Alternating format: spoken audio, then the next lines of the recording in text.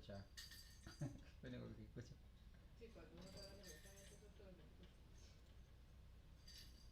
Solo tienes que girar a la derecha. Bien, bien, chamito. Bueno, aquí sin luz, pero esperando el Dios que retorne de 10 a 11. Y los niños están bien, Jeremías ya se siente mucho mejor, bendito sea el Señor. Básicamente lo que le enviaron fue acetaminofén, un antialérgico y hidratación, porque bueno, gracias a Dios la tos no la tiene fuerte, pues. No la tiene así avanzada. Que se cuidara mucho, porque el problema es que este muchacho no se cuida, le mandaron reposo y ayer estaba en la calle con los amigos. Pero bueno, que el Señor me lo guarde. Samuel está bien, ¿no? Silence. Stream free on SBS On Demand. Both our husbands want that crown. Question is which one of them will yield first. There's the victory. If the whole world burns to achieve it. King and Conqueror. Stream now on SBS On Demand. They call this the lucky country. Red 55! But there's a funny thing about luck. There's only so much of it to go round. That's a cow. See, while you're having a ripper, Both of him.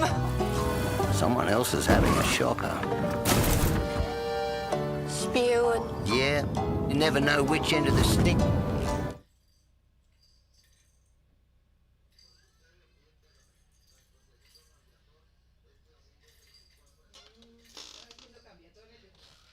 Cambiatón, que digo.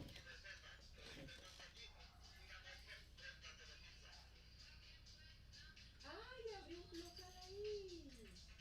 Ay, chamo, cómo ha avanzado la boba. Ay, Dios. Bueno, ¿tú sabes quién es Priscila? La hermana de la pastora. Es una chamita de 20 años. Y ese es el novio que ya se van a casar porque le pidió matrimonio. Cristian se llama él. Bueno, ella empezó vendiendo cositas de maquillaje ahí en su casa.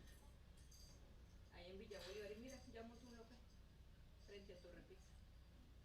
¿Quién se imagina que esa vaina iba a vender aquí en San Antonio? Eso en todos lados. Con cosas de skincare, tinte, no, a ellos les puedo ofrecer el sistema. Tu sistema. Ellos venden mucha maricadita. O sea, brochitas, esmalte, ¿sí me entiendes? Rubores.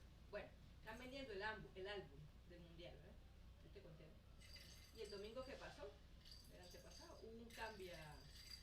Bueno, gente que ha comprado los cromos y no le han salido y tal. Y esa vaina se les llenó. Pocotero de muchachos afuera y todos cambiando los cromos. ¿Tú ves esa vaina? Ustedes van a ver otro cambiatón, dicen. Ay, me alegra tanto por ellos. ¿Cómo pueden empezar con algo de la nada y de repente surge? Porque empiezan de la nada, pero con perseverancia.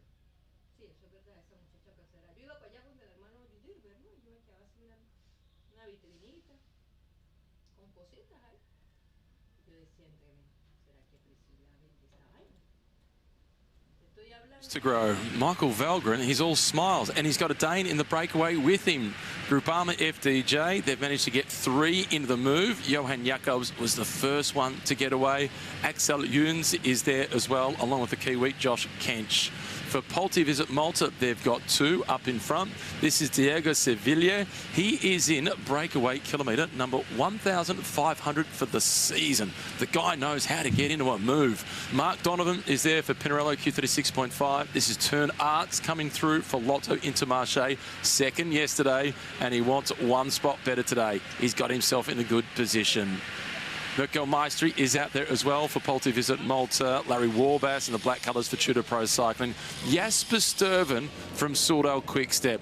When I look at this group, Simon Gerrans, Jasper Sturven is the name that is jumping off the page for the moment.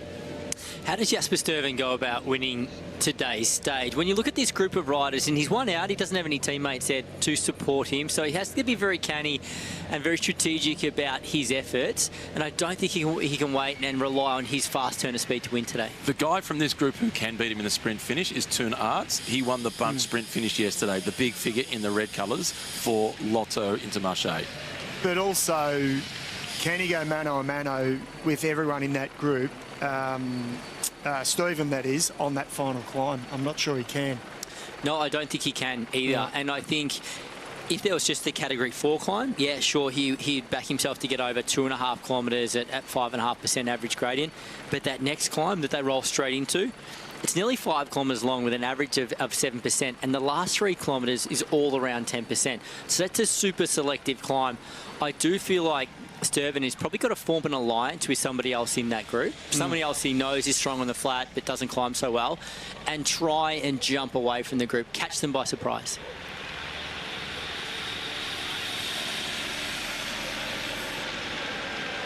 It's been a Giro of firsts. First time starting in Bulgaria. First time yesterday that we saw a cassette getting changed on the side of the road instead of just a wheel change. And the first time I've seen a duck is the pet on the side of the road for the Giro. Stayed pretty calm too. It's got a little bit anxious as the convoy of cars is rolling past. What's for dinner? There's one of Jesper Sturven's teammates at the back of the group, number 133. That is Gianmarco Garofoli. He tried to get into the early break. What's the mood like within a team, the riders from Soudal Quickstep that are now back in the peloton? They know that their teammate is up the front on his own, is a chance to win. What's the vibe like with those guys? Well, for these guys back in the peloton now, and without a rider that's really up there in the general classification today's stage, they can quite literally switch off. They can use today as quite an active recovery day. I think for Garofoli and Zana in particular in that team, they'll be motivated to try something tomorrow, to try and jump up the road in the mountain stage. So for today, it's about eating, it's about drinking, it's about conserving energy and looking ahead. Inside 100 kilometres remaining, it is Matisse Pachins who's at the front for Bahrain victorious. Back to recent form and continuing the discussion about Jesper Sturven. While Teun Aerts was second yesterday, Sturven was fifth. And going back to the Spring Classics, he was seventh at Milan-San Remo, a race that he's won in the past, and Pogacar blew the race to pieces on the final 2 climbs this year. He was then sixth at the Tour of Flanders and third at Paris-Roubaix. He's huge. In career best form. Yeah, you're right. Yeah, it is. That is incredible. And you talk about Pogacar, what he dragged one away with him at Milan-San Remo, so he was third in the kick across the line, and those other 2 results, he is in career best form, and maybe he can get over that climb. I still don't think he can with the very best climber from this breakaway group, but yeah, he's going well. And there's been so much talk about young riders coming through, Simon, particularly this year with Paul Sexas as a 19-year-old lining up as one of the favourites for a podium at the Tour de France. Jesper Sturven is now 34. Not everybody follows the same journey. For you in your career, you were a slightly later starter than traditional age coming into the pro peloton. What was your best age bracket? Between 32 and 34, I saw my best results as a professional cyclist. So you're right, Matt, everyone does sort of come of age at a different point in their career. Sturven's have been around for a long time now. You know, he went through, I think he spent basically his entire professional career up until this point in the Trek team. He was in the Trek development team as well, so he's got a lot of experience. But I think this change of team for him in going to a Belgian squad has been a breath of fresh air for him at this stage of his career now, and that's why we're seeing him get, you know, these results. And I think also he's probably getting a little bit more freedom in Soudal Quickstep than probably what he had at Lidl Trek as well, where he would have been largely at the service of Mads Pedersen. Yeah, and if it wasn't Mads Pedersen, it was Jonathan Milan, it was somebody else. His problem was he was so useful to the big stars of the team that he was working for them. Yeah, and you know, to be fair as well, I mean, he won Milan-San Remo at that squad, so that also probably helped him. It certainly did on that occasion, but there he is, though. And I mean, one rider he could take with him, he might climb a little bit better than him, he might not, and it'd be an interesting duel at the end, Alberto Bettiol. If those 2 went away, 2 strong men, similar sort of riders in some respects, it'd be an interesting battle. Hulgaard going through to the front. He's a former teammate of Jesper Sturven. They were teammates together at the Lidl Trek team. Working our way down towards the back, I'm looking for Michael Valgren in the green colours from EF Education Easy Posts. He's still further up towards the front. He's got the green colours and the pink helmet on. This is Teun Aerts. We spoke about him briefly before. Coming into this race, Teun Aerts was told by Maxime Montfort, who's a guy that you know reasonably well, also Simon. He was told the first week, you're going to have a job to do. We've got guys for you to work for. But unfortunately, that guy, Arnaud Delis, was out of the race pretty early due to illness. They then said the first stage where you'll get your chance to be our #1 guy is on stage 12, and he finished second.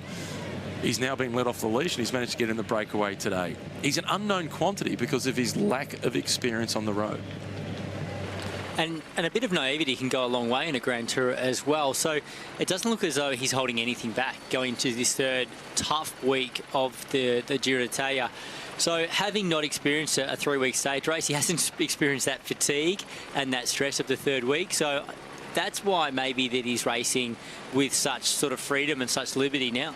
Yesterday after the stage, he was asked about finishing second. He said, it feels good. The result feels good. Imagine what it would feel like to win. Yeah, it was a great interview, actually. He elaborated more on the team and the morale within the team, and getting messages from the... So that they did a lot of work early yesterday, didn't they? Trying to control the breakaway. And Dylan Groenewegen, their sprinter, he never looked... As soon as the road went up, he was one of the first to get dropped on today, and today's not going to happen either for them. But I've just got to say, Bahrain victorious. This is really smart, really, really smart. Time and time again, the modern era of cycling, you see the team with the leader's jersey and they peg the brake. I've always felt, not always, but too close. They could let it drift more, and today's one of those days where they can just keep letting it drift. It'll at the end, they will race. Other teams will come to the front on the final 2 climbs and race, so they can allow this brake to just drift out. Number 94, Jack Haig, the Aussie racing for Net Company Ineos. You can see him drifting back to the team car right now. Looking to have a quick chat with the sports directors, but also grab some fresh drinks, grab some food, some ice socks for his teammates as well. He tried today, didn't he, to get Filippo Ganna into the breakaway, but tomorrow he's got an even bigger responsibility.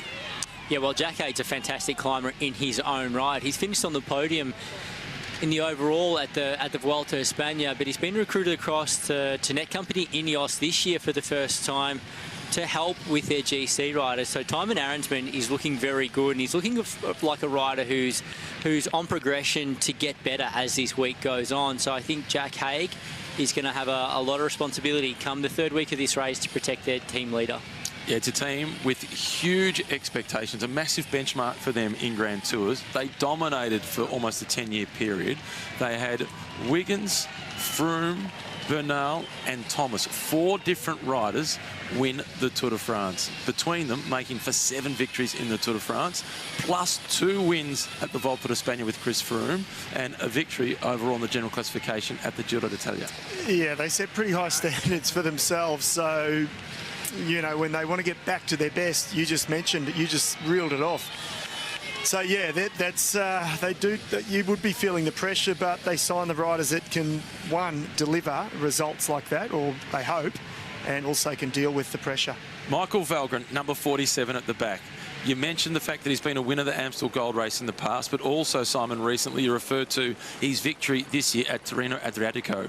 That was on stage 5, and it was quite a hilly stage. It was a stage of 184 kilometres, almost the exact distance as today. It was definitely much harder than today. He won 11 seconds clear of Isaac Del Toro, and then it was Matteo Jorgensen was in 3rd place. Palazzari was 6th, Primoz Roglic was 7th. He beat a quality field that day. Well, Michael Valgren, again, 34 years of age. He had some big results early on in his career when he was racing for Team Astana quite some time ago, where he was winning Amstel Gold Race. Super strong rider, and he's great at sniffing out a breakaway. And he was the sort of rider, particularly early on in his career, if he went solo toward the back end of a race, he was very, very hard to catch.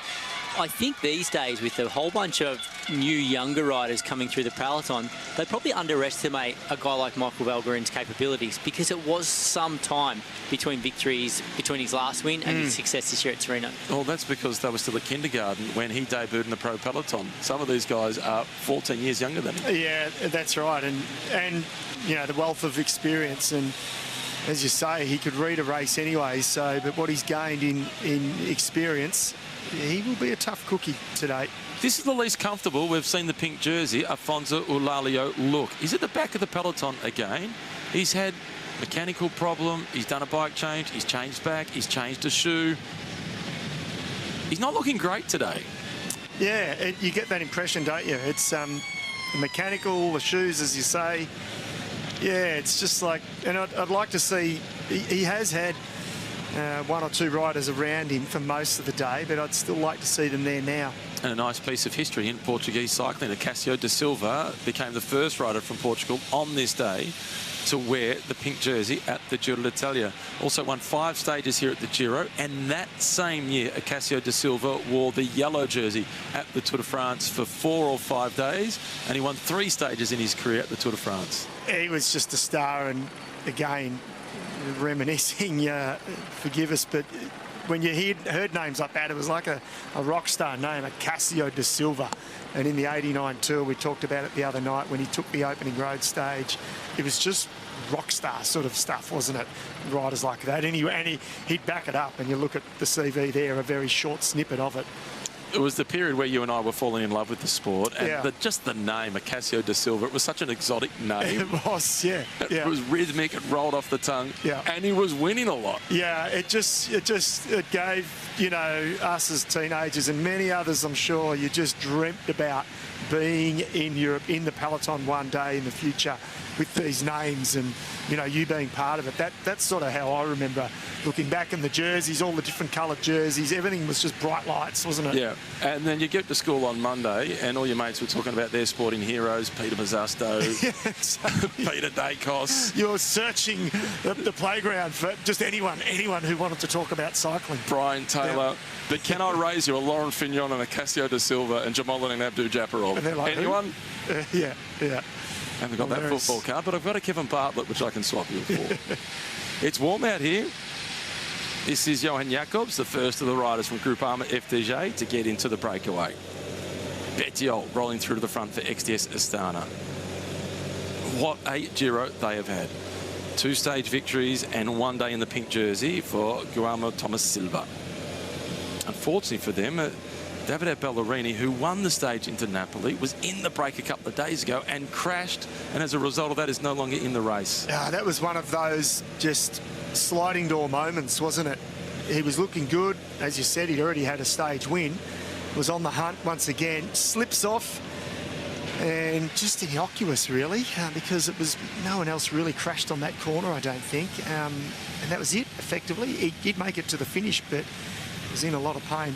Well, it can be cruel cycling, can't it? The fact that he enjoyed his biggest result in his career just a few days prior when he did win the stage, and then to have crashed out of the race. You can imagine going home deeply disappointed. You know what it just reminded me of, and sorry to remind you, Mont Ventoux stage. You know what I'm going to say, when you slipped off through a corner. I'm sure it was a Mont Ventoux save at the Tour de France, and you're on the front. You weren't in the break, you're in the peloton. Slid off, and that was it. Race over, wasn't it? Collarbone? No, I picked myself up and got back on my bike. I was leading the chase group. There's a breakaway off the front, and I was in the next group on the road, and the peloton had split, and I was trying to keep the two groups apart. So we're riding on the front split of the peloton on the stage to Ventoux, racing down a slight downhill, but it was technical, quite a few corners, but very windy, and it was a gust of wind that took my front wheel out from under me. It was a very windy day, wasn't it? That's right, and went down on my left side, broke my left collarbone, and picked myself up, finished the stage, only to find out it was broken afterwards. That wasn't the year where you also had the faulty tyres? No, it wasn't. No, that wasn't. That was in 2016. That was the stage where Chris Froome famously ran up Mont Ventoux.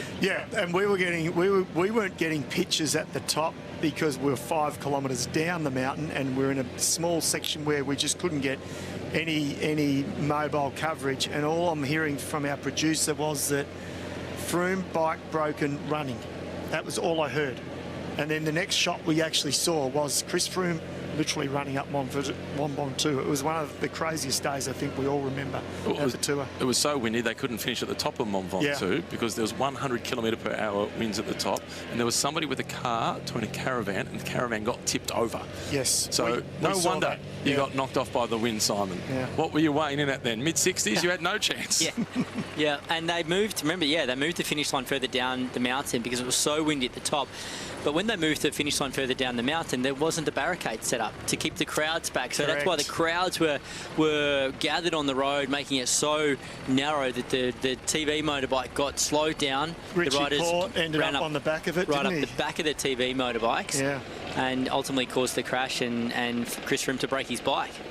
Bahrain victorious at the front. Stage winners yesterday, an 8th day with the pink jersey in amongst them. This is Matisse Pachens, who was at the front. This is only the second time we've really seen Bahrain victorious have to control the front of the race. Yeah, and I feel like Bahrain victorious, the only thing they could have potentially done differently in today's stage, if they had been able to keep that break close, they might have got some help by one of the teams, a la NSN, who showed some interest in chasing to go for the stage victory. How about if they had have got somebody in the breakaway? That's what I was going to say, yeah. Because early yesterday's stage winner, Alex Segar, tried to get into the move. Well, I feel like if they got someone in the breakaway, they would still have to do what they're doing right now. Okay. Because ultimately someone's got to ride the front. Even if they had a rider in the breakaway, unless it was Alulio that put some pressure on the other GC riders to pick up the chase, or maybe Caruso would have probably been their best person to put in the breakaway, because he's sitting at 6 minutes and 17 seconds down in the general classification. That would have been their perfect rider to have up there. But otherwise, the responsibility was always going to be on them to control the gap to the breakaway. But like I said, if they'd managed to keep it close, it might have motivated some other teams to come up and give them a hand to potentially bring it all back together for the final. 15 riders in the breakaway. They have been racing now for almost 2 hours, and the average speed is still hovering around the 50 km/h mark. In fact, between those two, the split, it does become 50 k's per hour. So they've really backed it off and cruised through the second hour. Yeah, it's pretty unbelievable, isn't it? They will do these final 86 kilometres, even with the 2 climbs in 2 hours, you'd think. Probably less, potentially, the way they're going. And with these current time gains for the breakaway, Josh Kent, the Kiwi, started the day in 27th position.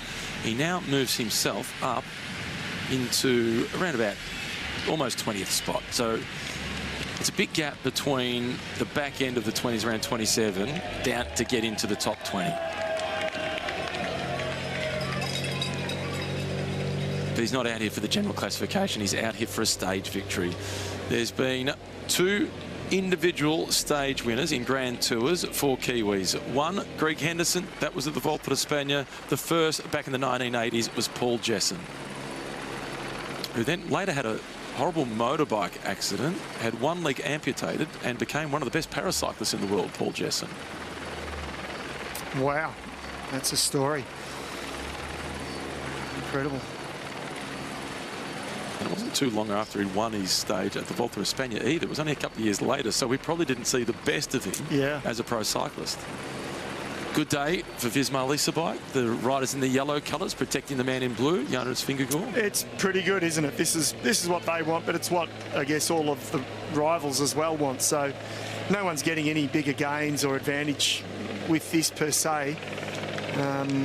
You know, and the teams that are the teams that have got the numbers out in front that are in the hunt for a stage win here. Well, here's a reference to Santiago Buitrago. He's the last rider from Bahrain victorious to win a stage in the Giro d'Italia. He was out of this race on stage 2. He came into the race as their outright team leader. They believed that he was in the shape that gave him a chance to finish on the podium. So this is a team that is riding the Giro without their team leader. They've had 8 days in pink, and they've had a stage victory. Tick, tick. Yeah. And UAE Team Emirates, you know, not a dissimilar scenario where they lost their team leaders on stage 2 already, yet they've stepped up and they've won 4 stages and been ever so present in this race. So it's great when teams can turn their luck around in stages like this, when they do lose a team leader early on, and the other riders who have come into the race to support that team leader, who are in fantastic shape, get an opportunity to go for a result. Well, as you've said a few times, at UAE Team Emirates, they've got an A team and an A+ team. There's no B or C. This is Giovanni Lunardi. Here's the sprinter for Polti Visit Malta. So he's got domestic duties today. He'll be their man on Sunday. That's it. You've got to share the love around, don't you? And when it's not your day, that's where you do the right thing by the team. You say, I'll collect the bottles today, and you know, hopefully you can pay me back in a couple of days' time. How's the level of stress within the peloton when they're going along in single file? It looks like it is a lot lower than what we'll see at the end of the stage when they're fighting for positions ahead of the descents. Well, the fact that it is in single file, it really shows that riders aren't motivated to ride at the front or fight for position. So they're just happy to slot in a long line and slipstream from the rider in front of them and try and get as easy ride as possible. The one thing that has surprised me a little bit, or the rider who has surprised me the way they're going about this race in the general classification, is Jonas Vingegaard. The fact that he has ridden so close to the front for the entire race, and he's riding so close to the front, in fact, that he will be taking more wind and having to put out more power than a number of his rivals. So it's interesting that he sees it more of a risk being that crashing will prohibit him from winning this race overall, rather than the fatigue of riding too close to the front. Yet in the first few flat stages in Bulgaria, he did the complete opposite. The whole team rode at the back. Yeah, that was only quite close to the finish of the stage, though, I think, when he identified, OK, the bunch is all going to stay together to the back end of the stage. So let's just check out, let's sit at the back as a team. If there is a split, because we're all together, we'll be able to fix that. We'll be able to get Vingegaard to the front. But you're right, Matt, it's a stark contrast to their attitude now in sitting up to the very front, when it's a stage where it's very unlikely that things will split until the end. Yes, they did talk about that, didn't they? I was sort of keeping tabs on those opening days, even though I wasn't in with you guys, and I saw the couple of quotes from the director sportives saying, yeah, we've changed the way we think about it, but they have flipped it now. So, yeah, I'm really intrigued with the next week and a bit, and I'm intrigued to see where Vingegaard really is at. How well is he going? He's been going well, but is there a bit of a chink in the armour? 50 kilometres away before this breakaway group goes through Stresa for the intermediate sprint. And then after that, it's another 10 kilometres before they hit the first climb of the day. They are powering through these kilometres. They're heading towards a couple of climbs that will prove to be decisive as to who wins stage 13.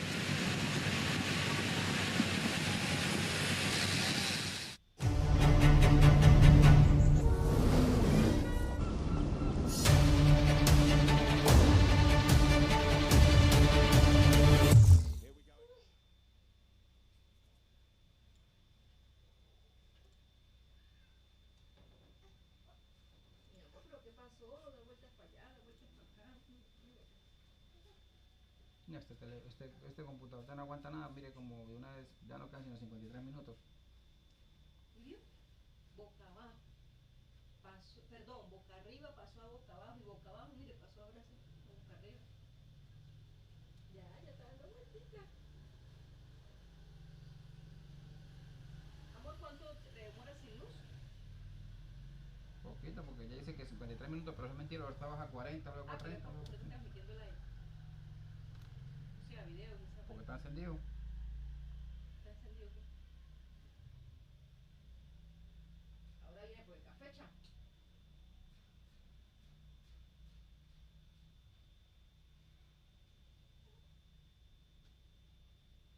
Ay, papachito.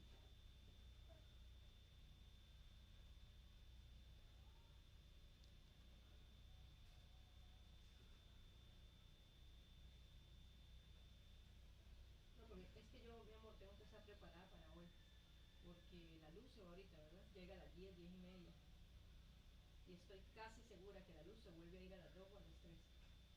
Entonces, si la luz se va, yo tengo que coger para Cristo Rey, porque si le iba a decir a usted que me prestara su computadora, pero si usted dice que no está durando mucho.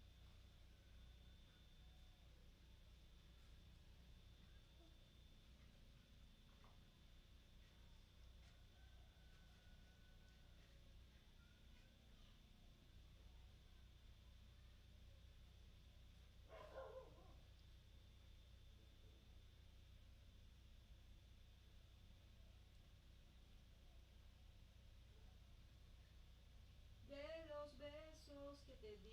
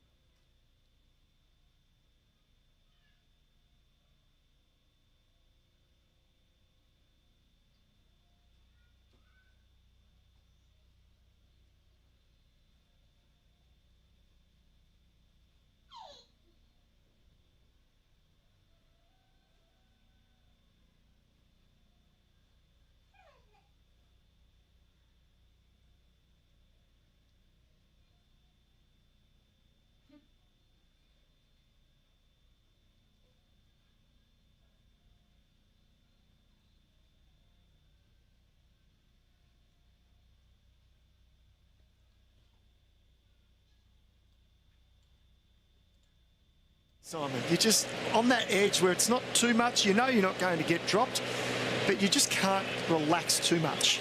No, an absolute worst situation when you're at the front with your team on a day like this and one of your teammates says, hey, would you mind going back and grab me some fresh bottles? Because you know the peloton is about 400 metres long and your team car's way back in the convoy and it's going to take you about 20 minutes to go and do that and you push the win the whole time. It's just disrespectful. It's just totally disrespectful. Like, at least wait till there's a bit of a pause, but that's the thing, there might not be now. There probably won't be until they hit the base of these climbs, and then it's too late to get bins. Yeah, and there can be a big gap between the race leaders and those that are suffering at the back. Nathan van Hooydonk told the great story about a stage in Treno Adriatico where they were up the front setting a tempo and they were riding reasonably hard, and Tadej Pogačar had gone back to a team car to collect something and he rode straight back to the front of the race, and with some surprise he said to his teammates, hey, they're suffering down the back. Yeah, it's just hilarious, isn't it? It's not even a joke, it's real. He hadn't seen it before. That is funny. It's funny. How much attention will he be paying to the form of Jonas Vingegaard in this race? I think he'll be paying very close attention to what's going on in the Giro d'Italia for a couple of reasons. I'm sure he's following the progress of his teammates and how they're all going, but also Jonas Vingegaard has been his biggest rival at the Tour de France for a number of years now, and the fact that he's there at the Giro d'Italia, I think he'll be watching very closely to his performances and how he's handling this race. And I think possibly even more so just management in general at UAE. You know, from Mauro Gianetti down, they will be just fine-tooth combing, thinking about tactics, thinking about where they can really put the first dagger into the jugular of, metaphorically, of Jonas Vingegaard. You know, they'll want to try and get an early advantage. Another rider to watch in the breakaway group. We're back on board with them now. Number 3 from Alpecin Premier Tech, Francesco Bazzato. He's riding the Giro d'Italia just for the second time. He's in his third season at World Tour level. Previously, he spent 2 years with Intermarché Wanty. Simon, a race that is near and dear to your heart. He was a winner of the Under-23 Liège-Bastogne-Liège 3 years ago. You know that course well. If he can cope with that sort of course, that's a good sign that the finale today will suit him. Yeah, well, there's obviously some very selective climbs at the back end of Liège-Bastogne-Liège, whether that's the Under-23 race or the World Tour race. So if you've got good legs at the end of what is a race of attrition quite often, and with some steep climbs at the end, you sort of back yourself and gives yourself the confidence that you know that you can go toe-to-toe with most riders at the end of a hard stage. And another race that you've had success in that you know really well, Volta Catalunya. This year, he finished 3rd on a stage that was a challenging stage, and it was Magnus Cort who managed to beat him. You know Magnus. Plenty of people get beaten by Magnus Cort. So for Bazzato to finish there behind Magnus Cort, he's a real threat today. Yeah, I don't think many, like the riders will not give him much space based on those results, and I think the sports directors as well of all the other teams in the breakaways, they'll be talking to their riders and they'll be talking about what riders could be a threat to go all the way or could be a big challenger for the stage. So his name will definitely come up, and I think they'll be aware of his results even if the rest of the riders in the breakaway aren't. He's 11 years younger than this guy, Jasper Stuyven, who we've spoken about a bit, and we've spoken about him for good reason. He was 5th on the stage yesterday. He was 2nd on stage 6, which took them into Napoli, and he delivered the lead out on stage 1 that supported his teammate Paul Magnier to get the stage victory. I'm just excited, actually, about this group. 15 riders, you know, all things considered normal, they should be fighting it out for the victory now. But you could throw a blanket over the whole group. Any one of these 15 probably could win because of, you know, tactics that come into play. We see the group split into 2 before the climbs potentially, and you might have a climber or the best climber from the 15 that misses the split, and that's it. His opportunity and chance to win the stage is over. So I think there's just a really good mix of riders in this breakaway. Of sort of relatively quick men, classics men, and then your more climber-suited style of rider, and they've all got a chance. Number 6 at the back, that's Jensen Plowright. He's got his teammate, who we just spoke about, Francesco Bazzato, in the breakaway. they really are missing Caden Groves in this year's Giro. Yeah, that was a shame. I was shattered for Caden and for Jay Vine from an Aussie perspective, and two big Australians who probably first and foremost that we'd expect results from here, and they're out so early. That was a real shame. Lem Reiser, he tried to get across. He was the man that was stuck in the middle. He got his timing completely wrong today. Yeah, I'm sure when he attacked off the front of the peloton to bridge across to the already established breakaway, he would have been desperately hoping that he had someone in his wheel and someone to join him to work together to try and ride across to the front, because once he was out there and quite literally in no man's land by himself, there's no way he was going to be able to ride across. Number 36 from Decathlon, that is Rasmus Pedersen. He's done a lot of work throughout this race so far. Done a great deal of work protecting Felix Gall and also Tobias Lunde Andersen, who hasn't fired a shot yet. Andersen, he's came into this race with really high hopes. Actually, was pretty good on stage one, but beyond that, it hasn't gone according to plan for the Dane. Yeah, no, it's really interesting, and I listened to a podcast where Heinrich Hausler, the Aussie who's now sports director at Team Decathlon, was talking about Andersen and his spring campaign or his season to date, and how strong a season he was having and how he was getting leadership opportunities throughout the Spring Classics, yet they still shortened his Classics campaign in order to give him his preparation for the Giro. They pulled him out of there even though he was on great form, and there was a chance that he could have still achieved some results in the spring, because the Giro was his big objective in the first half of the year, and it just hasn't quite clicked for him here. So hard to get the timing right of your form. There's plenty of science in it, but there's also some art. Yeah, and I was just going to say what you just said there, Simon. That's interesting, and it's not a criticism, but it's almost like, you know, in AFL football, the player kicks the goal and immediately they run off the field. They go to the bench. But they're flying. They've just got the morale up on the team and they're flying themselves. The form is good. Leave them out there. And there's a science to that. But time and time again, you hear commentators criticise it. And I'm a little bit like that with what you just said, Simon. The form was good. He could have had a big win around the corner at the Classics. You might, you know, even though this was a big objective, you're a sprinter. I almost would have left him in there and, you know, rolled the dice a little bit.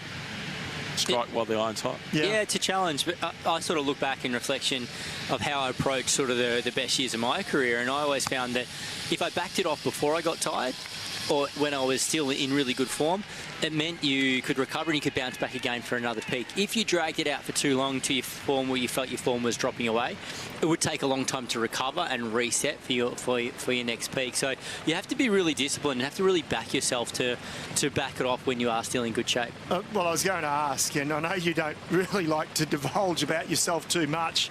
You're pretty humble, but you had a lot of pressure on you in January from of course, Jayco to try and win Tour Down Under. So you'd peak in January or you'd have great form. How did you manage that period from January then to trying to peak at, say, Milan-San Remo, which of course you won, and then Liège? Because that's still quite a while, isn't it? From back end of January till end of April. I'll get you to answer that in a minute. Come back to that shortly. This is Francesco Pozzato in the breakaway from Alpes and Premier Tech. We were just talking about him as a winner of the Under-23 Liège-Bastogne-Liège. The good news is there's 11 teams represented in the breakaway, so there'll be a decent-sized convoy for him. But they're not going to be waiting up for him. They will not be slowing down. There'll be no waiting for Francesco. Oh, definitely not. They will not wait for him, the 14 riders who are now continuing out front. So let's hope he gets a bit of help from his team car and he can jump back into this convoy of cars that is following this breakaway. Definitely not a wheel change. That's a bike change, and do it in a real hurry. Yeah, do it very quick. But that's a good point, Matt. The fact that there's a number of team cars there. So, yeah, get the spare bike. The E-Giro starting in Anghira. This is another beautiful day weather-wise for the E-Giro. Some of the old stars of the sport getting a chance to go out and ride the final few kilometres of the stage. Damiano Cunego, winner of this race in 2004. Claudio Chiappucci, a podium finisher in the race, likewise at the Tour de France, where he also was a winner of the King of the Mountains classification a few times. He's the precursor to Marco Pantani. Pantani joined the team and took over the star status. back to the race, back into the peloton. Back to the question, managing that form from January through to the Classic. I mean, that's almost a 10-week gap, I imagine, to Liège, or give or take. Yeah, and that was due to, the way I approach that is due to what I just mentioned. I would back things off completely after the Australian Summer of races, have a micro break, 2-3 days off the bike, and then reset and start to build again towards the Spring Classic. So I wouldn't try and keep my form all the way through that point. I would back it off and try and have another peak, because then I would try and do it again for the Tour de France, and then I'd try and do it again for the World Championship. So I was trying to really squeeze 4 peaks out of a season, where a lot of the guys I was racing against would do 2 or 3 tops. Yeah. How do you manage from Milan-San Remo through to Liège, which was almost a 5-week gap? Well, the one year that I managed to win Milan-San Remo, I had a terrible later spring campaign at Liège, and I was in form too quickly. I come back up too quickly after the Australian Summer, and I didn't manage to maintain that form through to Liège. I learned a lot from that, and for the following years where I managed to get it right. But yeah, that one year that I managed to win San Remo, not a bad consolation prize for not doing well in... just one monument of the 5. Yeah, in the latter Spring Classics. But yeah, that year I didn't get it right, and I carried on too strong a form from the Aussie Summer, and miss what was my big objective that came later in the spring. I was going to say, I know I asked you the question, but you can stop talking now. I've had enough. I just wish I'd made the same sort of mistakes that you did. This is Jefferson Cepeda for EF Education Easy Post. His hopes today rest on the shoulders of Michael Valgren. He has that teammate in the breakaway. Cepeda, number 41, he will definitely be looking for the breakaway tomorrow. He's far enough down in the general classification at 42 minutes behind that he'd be given the freedom. The only question mark over him going to the breakaway tomorrow is, will the team call upon him to ride alongside their now best placed rider overall, the youngster, the 20-year-old Markel Bolocchi? Does he get the green light, or does he have support duties to do tomorrow? Yeah, you'd like to think that Bolocchi will have some support. So, yeah, it's an interesting one, isn't it? You need the perfect scenario for Cepeda, that he can potentially go for the stage win, but it's got to be perfect, and you don't know that at the start of the stage. So, yeah, it'll be interesting to watch that space. Well, looking forward to tomorrow's stage. If Cepeda is able to have an impact on the stage, he's probably going to want to do it from a breakaway. Whether he makes a breakaway or not is going to be very dependent on how good his legs are, because tomorrow's stage, the start is brutal. Straight out of the holes onto a Category 1 climb that goes for 15.7 kilometres. So the first 15.7 Ks are all uphill? All uphill. And they start the stage at around 600 metres of elevation. They go over 1,600 metres. So it is straight uphill, average gradient of over 6%. So it's not going to be a lucky breakaway that goes up the road tomorrow. And it's going to be home trainers at 10 paces. Everybody is going to be doing a warm-up before tomorrow's stage. And those that want to get into the breakaway, how close will the warm-up be to what we would see before a time trial? It'll be pretty much the same as a time trial approach to tomorrow's stage, because it's a short stage as well. So you can afford to burn a few calories in the warm-up in order to prepare for what's going to be a brutal, brutal start. Jensen Plowright at the back of the peloton. Member of the Hawthorn Cycling Club in Melbourne. Number 18, that is Edoardo Zambanini. He would have loved to have been in the breakaway today, Zambanini. It really would have suited him. He's back. And he's on his original bike too, so they mustn't have made the bike change. They must have gone to wheel change with Francesco Bazzato. That is surprising. Well, yeah, look, he may have made the call. Said, I'd rather give an extra 10 seconds, 20 seconds with the wheel change, and at least I'm still on my own bike, because there's, as much as they try and set them up perfectly, it can always be just tiny little differences, can't there? And it just plays on your mind possibly more than anything else. Yeah, it does. Your bikes never feel exactly the same, and you might be able to jump on a spare bike in the heat of the moment, the back end of the race, where the adrenaline's flying and that sort of stuff, and you won't notice it so much. But they're they're just inside 70 kilometres to go in the stage, so probably an hour and a half of racing still to come. So he's going to spend some time on his spare bike if he was to change to that. So it's probably the wise choice, just to take that few seconds longer, get back on his race bike, or get his race bike fixed so he can continue. 35 kilometres to the intermediate sprint, 45 kilometres until they hit the first of today's categorised climbs. The first one is only 2.5 kilometres long. The second one, which gets them within 13 kilometres of the finish line, is almost 5 kilometres long. Some big decisions to be made there. All the salt stains tell the story. This is Jasper Stuyven out in the breakaway. This has been the hottest day of the Giro so far. Yeah, it'd be creeping up on them. Absolutely, the heat. It's not a scorcher, but it's warm enough, and on the tarmac, it'd just feel that extra couple of degrees warmer. And with the aero helmet on. It's got the aero helmet on, makes it much warmer, obviously quicker, but also harder to get the water into to cool down. Yeah, and you can see one of the big cooling strategies these days is to continue to tip bottles of cold water over yourself, and they're doing that more and more often. So it's the cold water over their bodies, their jerseys, the ice socks, so they're wet the entire time nearly. 18 breakaway attempts before this breakaway got off the front, and that was in the space of 9 kilometres. It was attack after attack. And they're now out to a lead of 10 minutes.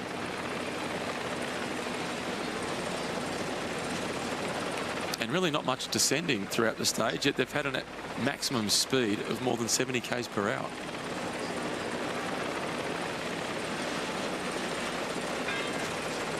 You know, it's the Giro when the pink flares come out. Yeah, that's reminiscent of yesterday, wasn't it? I think through one of the towns on the stage. Very similar looking cathedral as well. Just looking at the statistics there of the speed, the maximum speed, the number of breakaway attempts before this breakaway 15 was finally established. It's what we talked about quite early on in the race. The easier the breakaway rolls off the front, the less likely it is to go to the line. When there's a hotly contested breakaway to break clear from the peloton, you know there's a good chance a breakaway is going to go all the way. And historically, the second half of the Grand Tour is much more successful for breakaways. The fatigue has also built up, and it's much harder to organise a chase. Well, also strategically, once the GC has sort of settled down as well, and some bigger gaps, it's largely the riders who are a long way down in the general classification who will be going up the road. This is Michael Valgren in the breakaway. In the team car for him, Juan Manuel Garate, very clever Spanish rider. He was a stage winner himself at the top of Mont Ventoux, and the American TJ Van Garderen. This is Bolocchi in the peloton, number 43, following in the footsteps of his famous father. That spectator's going to have to work a little harder to collect the bid on. Yep, he's going to have to go down the ditch. Number 64, that is Manuel Cabrazavia. All smiles, thumbs up. Yesterday's stage winner. He is very happy. Alex Segard, big, powerful athlete. He was 16th in Flanders this year, 15th in Paris-Roubaix. He is a man to be reckoned with. The winner of Grand Prix Dinant, where he attacked in the final few kilometres, just like yesterday. I see him winning one of those big monuments at some point in his career. Yeah, I do. It's he's progressed nicely, hasn't he? And yesterday was confirmation that he can race and compete against the best in the world.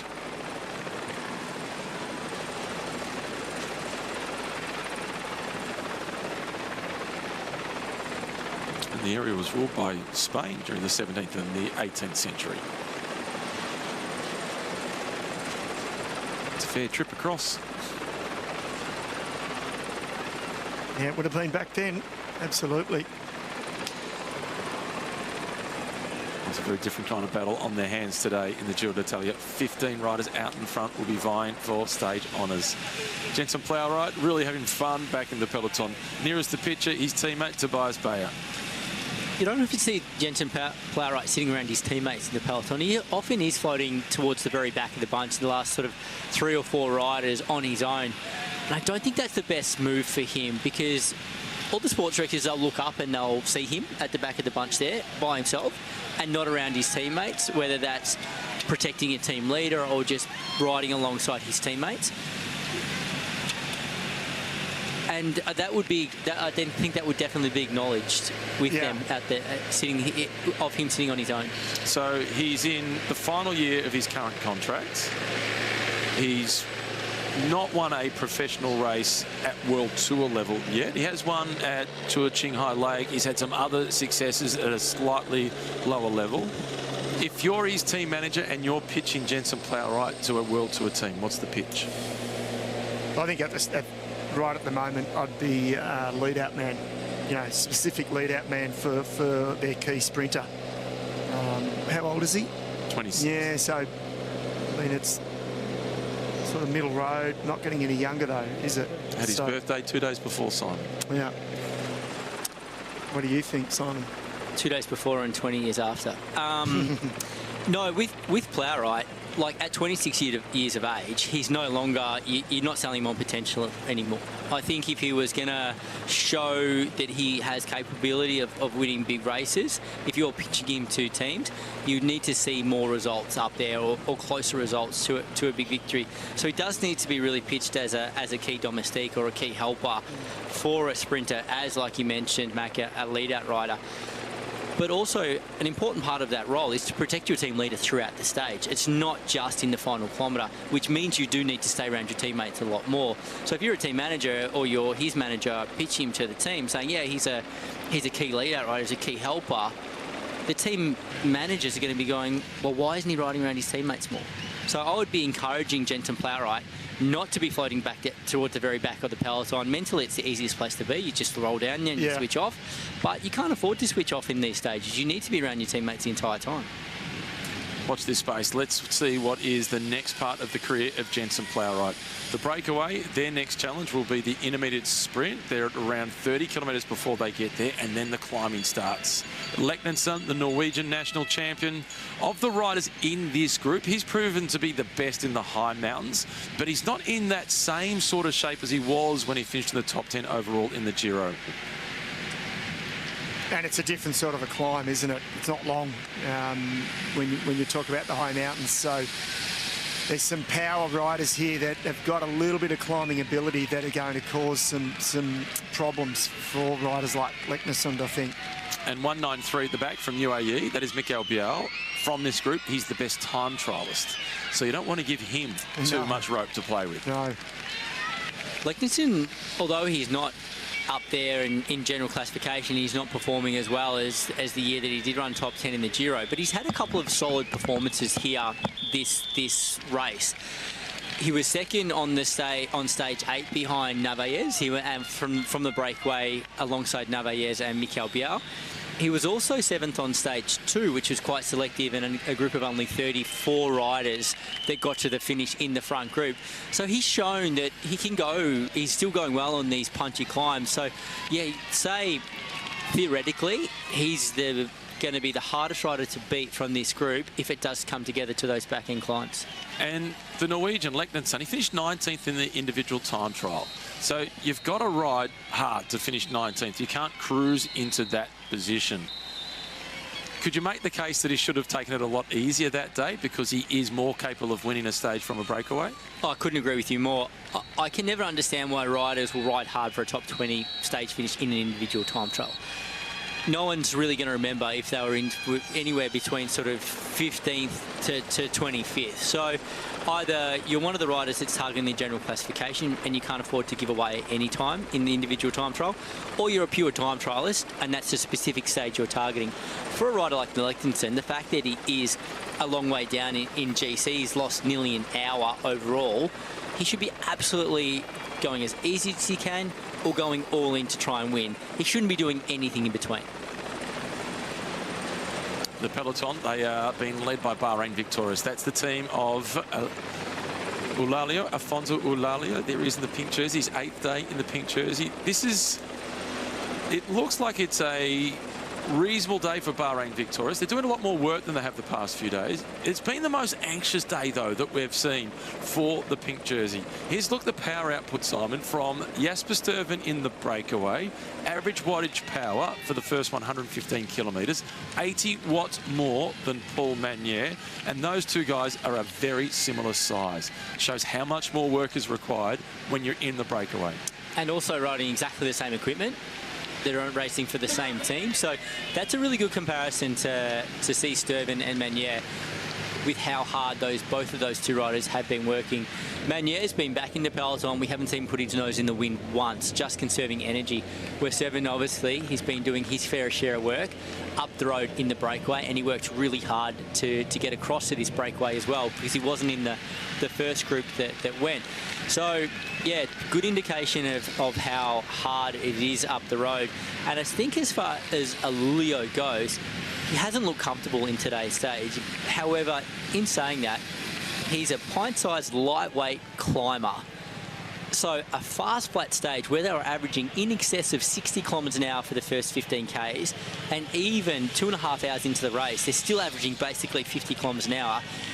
This is his least preferred terrain. So there's no surprise that he hasn't looked comfortable. Yeah, this is his kryptonite, this sort of terrain. The average speed is still 49.7 kilometres per hour. Incidentally, between Jasper Stuyven and Paul Magnier, they are both 187 centimetres, so the same height. Jasper Stuyven is a little bit taller than him. A little bit heavier than him. They're the same height, but Stuyven's a little bit heavier. Yet that's a big gap in the wattage output. It is far harder in the breakaway. But the breakaway is paying dividends. They're inside the last 60 kilometres, and they're almost at the point of the race where they start trying to work out which one of us takes the victory.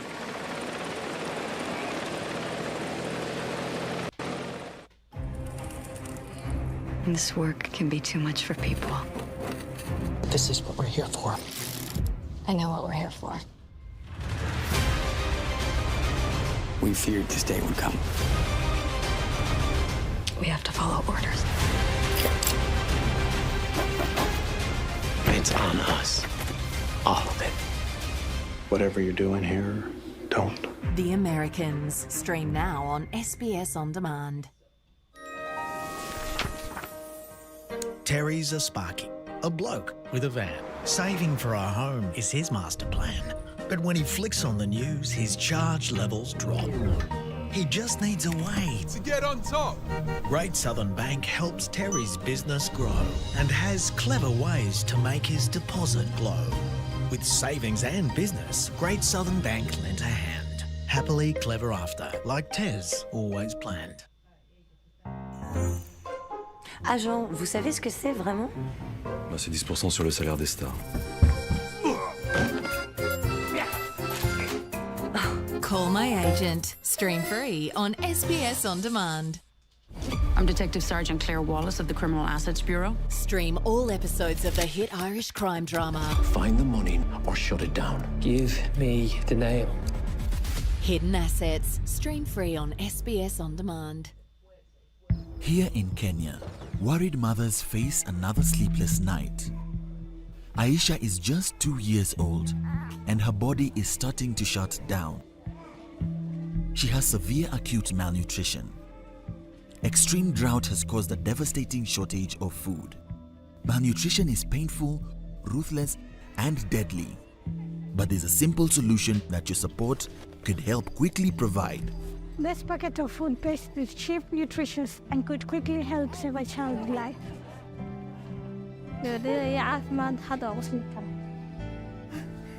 Hunger is already threatening to take the life of the next child. So please don't wait to donate. Before another sleepless night, call 1-800-298-573 or go to savethechildren.org.au to give $3 a week. Thank you. And you know, any audiology professional will tell you that hearing loss isn't just about volume. Actually, it's more like the brain working overtime to decode a distorted signal. It's really quite fascinating. Your auditory system is guessing what it missed, which could affect memory, focus, even how clearly you think. That's why it's absolutely essential that the right hearing aid is precisely fine-tuned just for you. So, how does it sound? Book an appointment with a Specsavers hearing expert. Soccer is the universal language of the whole world. You know the biggest problem? The American sports fan could care less about it. The sport is too foreign. You know, it's for sissies, it's for commies. The fastest way to win over an American sports fan is to show that you could actually compete with the rest of the world. You have to have a professional league to be successful as a footballing nation. Soccer's American Dream, Monday 9:20 on SBS Viceland and On Demand. 56 kilometres remaining on stage 13 of the Giro d'Italia. It has been a fast day. Breakaway group of 15 riders with an advantage now of 10.5 minutes. We see teamwork at the front. Rob Stannard setting the tempo for Bahrain victorious. For Red Bull Bora Hansgrohe, this is Nico Denz. He's been a stage winner 3 times in his own right in the Giro d'Italia, but at this race, Simon Gerrans, he has a very different role. He certainly does, and he's had some bad luck in his Giro d'Italia as well. It was actually in the stage into Naples. He had a nasty crash, I think maybe with 1 or 2 other riders. He was the first to go down on a slippery section of road, and left him looking a little bit dazed and confused sitting on the bitumen. So we're pleased to see him get back up again and finish the stage.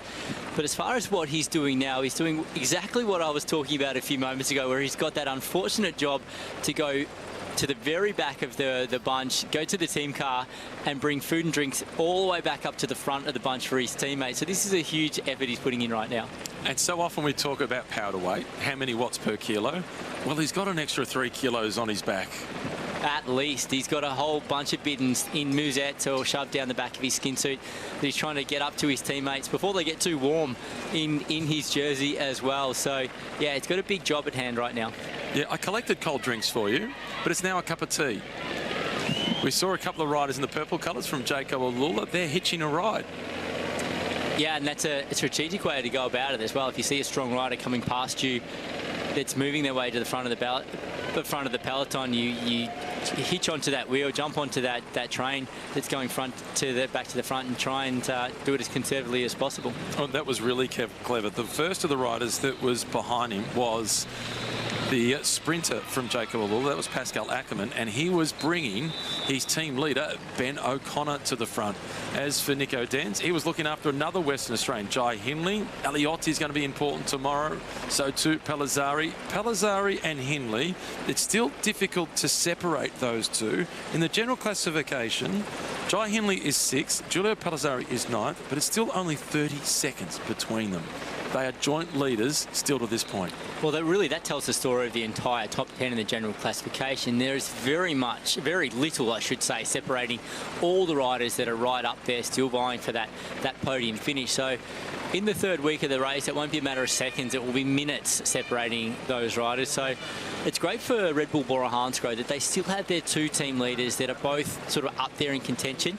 I think management would like to see them both a little bit closer to the top of the general classification, maybe around that podium position rather than sort of towards the back end of the top 10. But the fact that they are still close, it still could go either way for those 2 riders. And still within a minute and a half of the top 3 finish. So it is quite tight at the top. And by all reports, Palazzari and Hindley, they couldn't ride on the rest day because they were ill. So they defended their position pretty well on the time trial. Yeah, if that's the case, they really mitigated their losses or that bit of those challenging few days really well. And if it was a day of illness in the big mountains, you could potentially lose a lot more time than what they lost in the individual time trial. So not all is lost for Red Bull Bora Hansgrohe, and like we've talked about time and time again, the Giro d'Italia is always back-end heavy, so there's every chance they could come out firing in the final week of the race. One of the slight downhills here that the peloton get to enjoy. It has been a very flat stage, a couple of undulations early on, but today's stage, the difficulties come in the last 30 kilometres. And they've got themselves now within 20 Ks of the intermediate sprint and 30 kilometres before those difficulties that you spoke about. Lake Maggiore, that is one of the great destinations in the north of Italy. Unibet Rose Rockets, they are all down the back of the peloton. Number 207, Wout Poels, he's the only rider from that team who can win a stage in the mountains. Yeah, that's right. And win a stage from the mountains, and it'll have to come from a breakaway as well for Wout Poels. So we do anticipate some big breaks will go off the front in next week's race, important stages. And he's a class act, Wout Poels. He's won at the highest level. He's won stages of the Tour, of the Vuelta. He's won Classics, Monuments. So he knows how to deliver results, and that's what he's been recruited across the team to do so. Not quite the field art of the Tour de France, but still plenty of entertainment in the Giro d'Italia. It has been a warm day, 28 degrees. The wind just 5 kilometres per hour. You couldn't ask for better. And low humidity. How did you find racing in high humidity compared to low humidity? Yeah, you obviously feel the humidity, but you really notice it when you're riding slow in the big mountains as well, where you really feel if it's humid and you're sweating a lot. I probably preferred the drier heat. It's probably what we've experienced more racing in Australia, particularly in Victoria and South Australia, the 2 and under. It's extremely hot there and extremely dry. In Europe, you often get more of a dry heat than very humid days as well. It's been a warm, tough day at the front for Bahrain Victorious. It has been an incredibly successful Giro d'Italia for them. They go through the 60-kilometre marker. The breakaway is almost through the 50-kilometre marker. So that shows how fast they're going, that it's almost a 10-kilometre gap between them on the road, and the time gap is only 10.5 minutes. You don't have to be a mathematical genius to work out that they are going incredibly quickly. No, and it really shows as well, because the gap has really stabilised now for probably the last half an hour or so at about that 10-minute mark.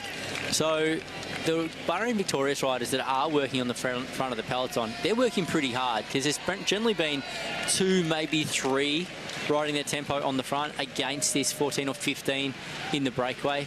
So they're putting in a pretty big effort to maintain this gap right now. It's definitely been their hardest stage so far.